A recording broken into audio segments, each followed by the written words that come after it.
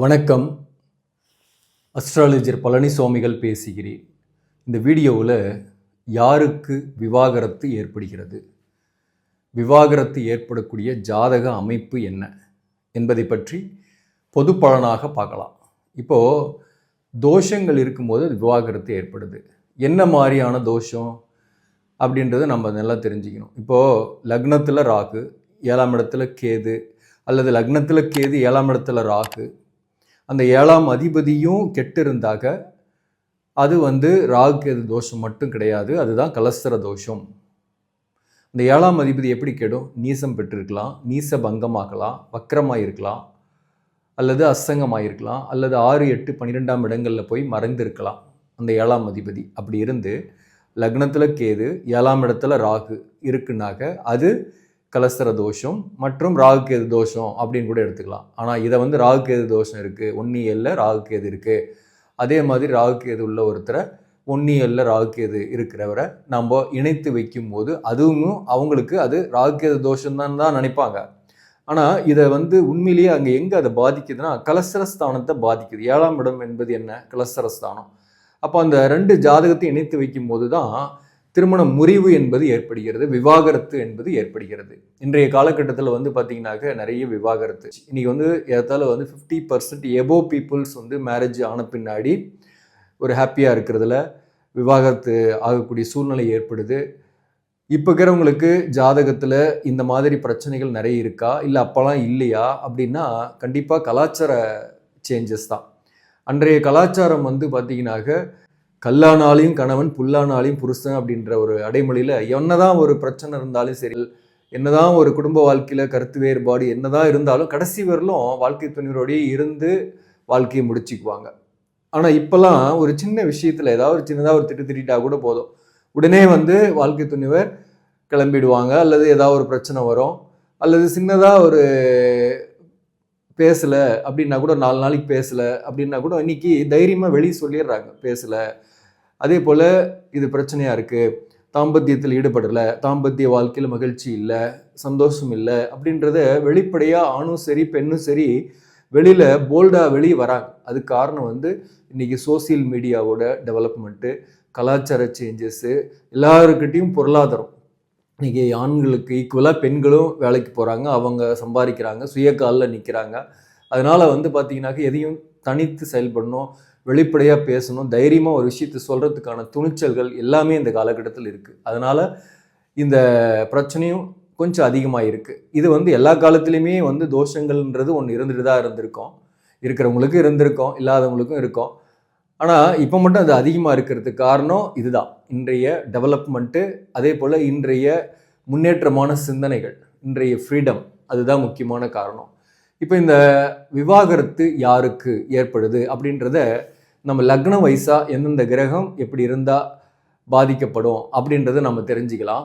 ஏன்னா இப்போ இதை பற்றி நம்ம கேட்குறாங்க, எனக்கு டிவோர்ஸ் கிடைக்குமா, அல்லது நாங்கள் பிரிஞ்சு போயிடுவோமா, சண்டையாகவே இருக்குது குடும்பத்தில், பிரிஞ்சு போயிடுவோமா, அல்லது ஏதோ ஒரு வகையில் பிரிஞ்சிருக்கிறோம் சேர்ந்துருவோமா அப்படின்ற ஒரு கிளாரிட்டி இல்லாமல் நிறைய பேருக்கு இருக்குது. முக்கியமாக ஒருத்தருக்கு இந்த தோஷம் இருக்குது, இன்னொருத்தருக்கு சுத்த ஜாதகம்னாக இப்போ 7.5 சனியில் ஜென்மசனி நடக்குது, அல்லது பாத சனி நடக்குது, அல்லது அஷ்டமத்து சனி நடக்குது, கண்டக சனி நடக்குது அப்படின்னாக்க தசாபுக்தியும் நீங்கள் செக் பண்ணி பார்த்தீங்கன்னாக்க அந்த நேரம் சரியில்லாமையே இருக்கும். அப்படிப்பட்ட சூழ்நிலையில் நீங்கள் கொஞ்சம் தனித்து கூட இருக்கலாம், ஒரு தற்காலிக பிரிவு மாதிரி கூட இருக்கலாம். ஆனால் ஒருத்தருக்கு தோஷம் இருந்து இன்னொருத்தருக்கு சுத்த ஜாதகமாக இருக்கும் பட்சத்தில், பொருத்தம் இருக்கும் பட்சத்தில் தான் சொல்கிறேன், பரிகார செவ்வாய்க்கும் விதிவிலக்கில்லாத செவ்வாய்க்கும் பொருத்தம் வராது. அதையும் நம்ம பார்க்கணும் திருமண பொருத்தத்தில். இப்போது செவ்வாதோஷம் பொதுவாக இருக்கிறவங்களுக்கு ஏன் செவ்வாதோஷமே இணைக்கிறோன்னாக்க, செவ்வாதோஷம் இருக்கிறவங்களுக்கு பொதுவாக 8ஆம் இடத்துலையோ அல்லது 12லையோ செவ்வாய் இருக்குன்னா, பொதுவாகவே 4ஆம் இடத்துல செவ்வாய் இருக்குன்னா கூட அவங்களுக்கு வாழ்க்கை துணைகிட்ட அதிகமாக எதிர்பார்ப்பாங்க எல்லா விஷயமும். அதாவது காமமும் அதிகமாக இருக்கும், அவங்களுக்கு நேசிப்பு அதிகமாக இருக்கணும், அன்பையும் அதிகமாக எதிர்பார்ப்பாங்க. அந்த எக்ஸ்பெக்டேஷன் கிடைக்கல அப்படின்னாக்க அது பிரிவினை ஏற்படுத்தும். அதற்கு ஈக்குவலாக ஒருத்தர் செவ்வாதோஷம் இருக்கிறவரையே நம்ம சேர்த்தும் போது ஈக்குவலாக இருக்கும். அந்த யோனி பொருத்தமும் கரெக்டாக பார்த்து சேர்த்துட்டோன்னு வச்சிங்களேன், தாம்பத்தியம் என்பது சுகமாக இருக்கும். அப்போ என்னதான் பகலில் சண்டை போட்டாலே ராத்திரியில் ஒன்றா இருந்தாங்கன்னு வச்சிங்களேன், பகலில் வர்ற சண்டையினால பாதிக்கப்பட மாட்டாங்க, பிரிய மாட்டாங்க. நைட்டில் வந்து பிரிஞ்சு இருந்து பகலில் ஒன்றா இருக்கிற மாதிரி நடிச்சுக்கிட்டே இருந்தால் கூட அது வந்து ஒரு நாளைக்கு வெளியே வந்துடும், பிரிஞ்சு போகக்கூடிய சூழ்நிலை ஏற்படும். அப்போது ஒன்றா இருக்கிறாங்க, மகிழ்ச்சியாக இருக்கிறாங்க, தாம்பத்திய சுகம் பெறுறாங்க அப்படின்னா அந்த குடும்ப வாழ்க்கை பிரியறதில்ல. அப்போது அந்த பாவகம் என்பது கிடக்கூடாது. அதையெல்லாம் பார்க்கணும் நம்ம. இப்போ பாருங்கள், ஒரு ஃபஸ்ட்டு லக்னத்துலேருந்தே எடுத்துக்கலாம். அப்போ மேஷ லக்னம், இது வந்து மேஷ லக்னம். இந்த மேஷ லக்னத்துக்கு 7ஆம் அதிபதி சுக்கிரன். இந்த சுக்கிரன் வந்து பாருங்க இங்கே இருக்குன்னு வச்சிங்களேன். இந்த சுக்கிரன் வந்து 6ஆம் பாவகத்தில் இருக்குது அப்படின்னு வச்சிங்களேன். இப்போ வந்து சந்திரன் வந்து பார்த்தீங்கன்னாக்க தனுசு ராசி, சந்திரன் இங்கே இருக்குது, சந்திர கேந்திரம். சந்திரனுக்கு 10ஆம் இடத்துல சுக்கிரன் இருக்குது. அப்போ வந்து சுக்கிரன் வந்து நீசபங்கம். அந்த புதன் வந்து ஆட்சி உச்சம் பெற்று இருந்தாலும் அதுவுமே வந்து பார்த்தீங்கன்னாக்க சுக்கிரன் நீசபங்கம். இப்போ இதே இடத்துல புதன் இருக்குன்னு வச்சிங்களேன், புதன் வந்து ஆட்சி உச்சம். அப்போது வந்து அது சுக்கிரன் நீசபங்கம். தொழில் நல்லாயிருக்கும், பொருளாதார வசதியெல்லாம் பிற்பகுதி வாழ்க்கையில் நல்லாயிருக்கும். ஆனால் வந்து ரெண்டு திருமணம் பண்ணக்கூடிய வாய்ப்பு உண்டு, விவாகரத்து ஏற்படக்கூடிய வாய்ப்பும் உண்டு. ஸோ அப்போ வந்து இந்த மாதிரி 7ஆம் அதிபதி நீசபங்கம் ஆயிருக்கு, இந்த மாதிரி ஒரு அமைப்பு. அடுத்தது வந்து பார்த்தீங்கன்னாக்கா இந்த ரிஷப லக்னத்துக்கு மேஷம், இது மேஷம். இது வந்து ரிஷபத்துக்கு பார்த்தீங்கன்னாக்கா ரிஷபத்துக்கு செவ்வாய் வந்து 7ஆம் அதிபதி. இந்த செவ்வாய் இங்கேயே இருக்குது அப்படின்னாக்க லேட்டாக கல்யாணம் ஆகும், சற்று குடும்ப வாழ்க்கையில் சண்டை இருக்கும், கொஞ்சம் பிரிஞ்சு கூட இருப்பாங்க, அப்புறம் கூட சேர்றதுக்கு வாய்ப்பு இருக்குது. ஆனால் இது வக்கரம் ஆயிடுச்சின்னு வச்சிங்களேன், அவங்களுக்கு 2 தாரம் ஏற்படக்கூடிய வாய்ப்பை ஏற்படுத்தும், அதாவது விவாகரத்து ஏற்படக்கூடிய வாய்ப்பு உண்டு. இப்போ அடுத்தது வந்து பார்த்தீங்கன்னாக்கா மிதுன லக்னம். மிதுனத்துக்கு 7ஆம் அதிபதி வந்து பார்த்தீங்கன்னாக்க குரு பகவான். இந்த குரு வந்து இங்கேயே இருக்குது, தனித்து நின்று இருக்கு. இங்கே லக்னத்தில் வந்து சனி இருக்குன்னு வச்சிங்களேன், சனி இருக்குது. செவ்வாய் வந்து இங்கே இருக்குன்னே வச்சுக்கலாம். செவ்வாய் வந்து 4ஆம் இடத்துல இருந்து இங்கே பார்க்குது. சனி செவ்வாயோடைய பார்வையில் 7ஆம் பாவகதி இருக்கிறாரு, குரு இருக்கிறாருன்னா மேரேஜ் லேட் ஆகும். மேரேஜ் ஆன பின்னாடி பிரியறதுக்கு வாய்ப்புகள் உண்டு. லக்னத்தில் சூரியன் சனி இருக்குன்னு வச்சிங்களேன், இங்கே வந்து சனியோட சூரியனும் இருந்துருது அப்படின்னாக்க கண்டிப்பாக இது வந்து குரு வக்கரமே ஆகலைன்னா கூட கண்டிப்பாக திருமண வாழ்க்கையில் பிரிவு ஏற்படுத்தும். ஏன்னா ஒரு வகையில் கேந்திராதிபதி தோஷத்தை தனித்திருக்கிறதுனால ஏற்படுத்துவார். அதே போல் செவ்வாய் சனி மற்றும் சூரியனுடைய பார்வையில் இருக்கிறதுனால விவாகரத்து ஏற்படும். சப்போஸ் இதெல்லாம் இல்லை, இங்கே லக்னத்தில் வந்து சனி இல்லை, சூரியன் இல்லை, இங்கே செவ்வாய் இருந்தும் பார்க்கல, ஆனால் குரு ஆட்சி பெற்று வக்கரமாயிட்டார், இங்கே இருக்கிறாரு, அல்லது இங்கேயே இருக்கிறார் உச்சம் பெற்று வக்கரமாயிட்டாரு, அல்லது இங்கேயும் ஆட்சி பெற்று வக்கரமாயிட்டாரு, எங்கே இருந்தாலும் சரி மொத்தத்தில் வக்கரமாய் இந்த குரு இருக்கிறாருனாக அவங்களுக்குமே கூட பொருத்தம் சரியா இல்லைனாக விவாகரத்து ஏற்படக்கூடிய வாய்ப்புகள் உண்டு. இப்போ கடக லக்னத்துக்கு வந்து பார்த்தீங்கன்னாக்க கடக லக்னத்துக்கு 7ஆம் அதிபதி சனி. இந்த சனி வந்து இங்கே இருக்குன்னு வச்சிங்களேன், சனி இங்கே இருந்து வக்கரமாக இருக்குது, அல்லது இங்கே உச்சம் பெற்று சனி இங்கே இருந்து வக்கரமாக இருக்குது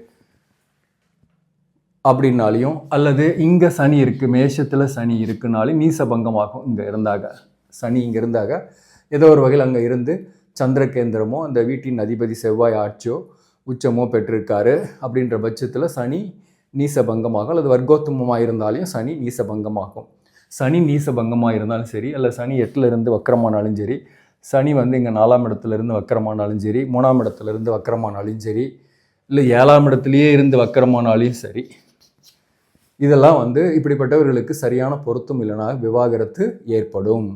இப்போ வந்து சிம்ம லக்னமும் அதே தான், சனி வக்கரம் ஆகக்கூடாமல் இருந்தாக, சிம்ம லக்னத்துக்கும் சனி 7ஆம் இடத்துலேயே இருந்து வக்கரம் ஆகுதுன்னு வச்சிங்களேன், அதுவுமே வந்து கலஸ்தர தோஷத்தை ஏற்படுத்தக்கூடிய அமைப்பு தான். அப்போ அப்படிப்பட்டவர்களுக்கு பிரிவினைகள் ஏற்படக்கூடிய வாய்ப்பு உண்டு. அல்லது சனி வந்து இங்கே இருந்து நீசபங்கமானாலையும் பிரிவினைகள் ஏற்படக்கூடிய வாய்ப்பும் உண்டு. மேரேஜ் லேட் ஆகும் அப்படின்றத தெரிஞ்சுக்கலாம். இப்போ கன்னி லக்னத்துக்கு இதே 7ஆம் அதிபதி குரு வக்கரம் பெற்று இருக்காரு 7ஆம் இடத்துலேயே, என்னாலையும் அது திருமண வாழ்க்கையை பாதிக்கும். அல்லது இங்கே குரு வந்து நீசம் பெற்று வக்கரம் ஆகிறாருன்னு வச்சுக்கலாம், மகரத்தில் கன்னி லக்னத்துக்கு மகரத்தில் குரு இருந்து வக்கரமாக இருந்தாலையும் அவங்க வந்து பார்த்தீங்கன்னாக்க 2ஆம் தாரம் குரு தசையில் ஏற்படும். அப்போது திருமண வாழ்க்கையில் பிரிவுகள் ராகுதசை காலகட்டத்தில் சந்திக்கலாம். கன்னி ராசியாகவும் இருக்கிறாங்கன்னாக்க அப்படின்னு நம்ம எடுத்துக்கலாம். அதே போல் துலாம் லக்னத்துக்கு வந்து பார்த்தீங்கன்னாக்க 7ஆம் அதிபதி செவ்வாய். இந்த செவ்வாய் வந்து இங்கே இருக்குதுன்னு வச்சிங்களேன், துலாம் லக்னம் செவ்வாய் வந்து இங்கே இருந்து நீசபங்கம் ஆகுதுன்னு வச்சிங்க. கடகத்தில் செவ்வாய் அது நீசபங்கம் அப்படின்னாலையும் அது பிரிவுகளை ஏற்படுத்தும். அல்லது செவ்வாய் வக்கரமாக இருக்குது அவங்க ஜாதகத்தில்னாலையும் பிரிவுகளை ஏற்படுத்தும். இவங்களுக்கெல்லாம் பொருத்தம் கரெக்டாக இருக்கணும். இவங்களெல்லாம் தோஷம் இல்லாதவங்களை இணைக்கும் போது பிரிவு இல்லாமல் இருப்பாங்க, அல்லது தற்காலிக பிரிவோடு போயிடும். இப்படி இருக்குன்றதுக்காக நம்ம எல்லாருக்குமே 2 தாரம் 7ன்னு சொல்ல முடியாது. கரெக்டாக பொருத்தம் பண்ணிட்டு இருந்தவங்களுக்கு, லக்கில் பொருத்தம் அமைஞ்சவங்களுக்கும் அது மாதிரி ஏற்படாது. பட்டு லக்கும் இல்லை, பொருத்தமும் அமைக்கல அப்படின்னாக்க அவங்களுக்கு விவாகரத்து ஏற்படக்கூடிய வாய்ப்பு உண்டு. 2 பேருக்குமே இந்த மாதிரி அமைப்புகள் இருக்கும் பட்சத்தில் சொல்கிறேன். அதே போல் தான் வந்து பார்த்தீங்கன்னாக்க தனுசு லக்னத்துக்கும் வந்து பார்த்தீங்கன்னாக்க இங்கே புதன் வந்து இங்கேயே இருந்து தனித்து நின்று இருந்து பாவ கிரகத்தோட பார்வையில் இருக்கிறாருன்னா கூட ஒரு வகையில் அது கேந்திராதிபதி தோஷத்தை ஏற்படுத்தும். அதுவுமே மேரேஜ் லேட் ஆகும், மேரேஜ் வாழ்க்கையில் பிரச்சனை கொடுக்கும். அதே போல் வக்கரம் ஆயிடுச்சுனாக்க கண்டிப்பாக விவாகரத்தை ஏற்படுத்தும் புதன் வக்கரம். அதே போல் புதன் இங்கே இருக்குன்னு வச்சுக்கலாம், நீச பங்கம். புதன் இங்கே நீசம், சப்போஸ் இங்கே வக்கரம் ஆயிடுச்சுனாலையும் புதன் வக்கரம் ஆயிடுச்சுனாக்கா அது நீச பங்கம். இப்போ இந்த சனி கூட பார்த்தீங்கன்னா இங்கே நீசம், இது இங்கே வக்கரமாயிருக்கும் சில பேருக்குலாம். சனி இப்போ உதாரணமாக கடக லக்னத்துக்கு சனி வந்து மேஷத்திலிருந்து வக்கரமாக இருக்குன்னாக்க மேஷத்தில் நீசம், வக்கரமானதுனால நீச பங்கம்னு எடுத்துக்கணும். அதே மாதிரி தான் தனுசு லக்னத்துக்கு புதன் 4ஆம் இடத்துல இங்கே இருக்குது, வக்கரமாக இருக்கிறதுனால நீச பங்கம். இந்த மாதிரி இருந்தாலையும் அவங்களுக்கு மேரேஜ் லைஃப்பில் பிரச்சனைகள் இருக்கும், 2ஆம் தாரம் ஏற்படக்கூடிய அமைப்புகளை ஏற்படுத்தும். இப்போ மகர லக்னத்துக்கு எடுத்துக்கிட்டிங்கனாக்க சந்திரன் வந்து நீச பங்கமாகும், வக்கரமாகாது. அப்போ வந்து இங்கே விருச்சிக ராசி ஆகிடுதுன்னு வச்சிங்களேன். மகர லக்னம், சந்திரன் இங்கே இருக்கிறாரு, இங்கே வந்து செவ்வாய் இருக்குன்னா பரிவர்த்தனையின் மூலம் நீச பங்கம். அப்போ வந்து இதுவுமே ஒரு கலசர தோஷம். இதே மாதிரி அமைப்புள்ள அல்லது இதே மாதிரி தோஷங்கள் உள்ளவரை இணைக்கும் போது விவாகரத்து ஏற்படும்.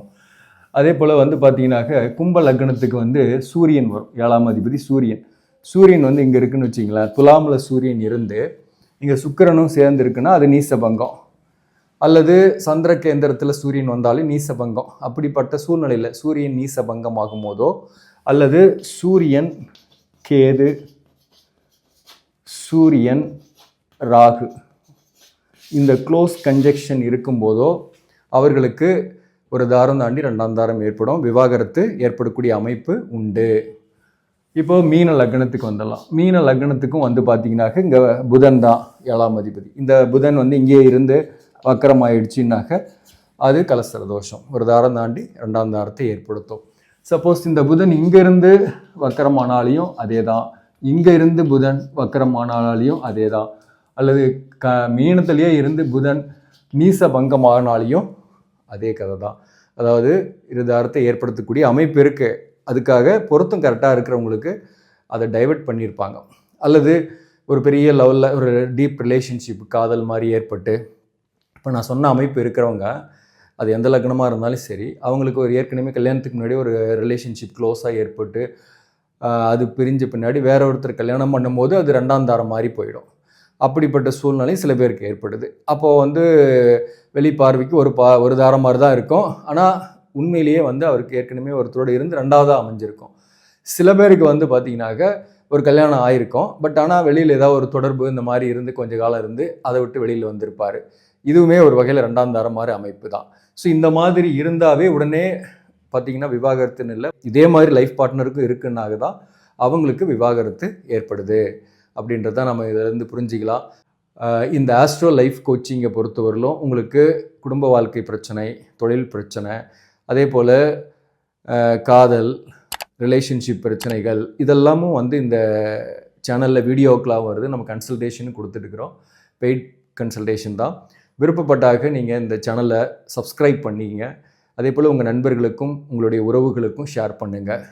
நன்றி, வணக்கம்.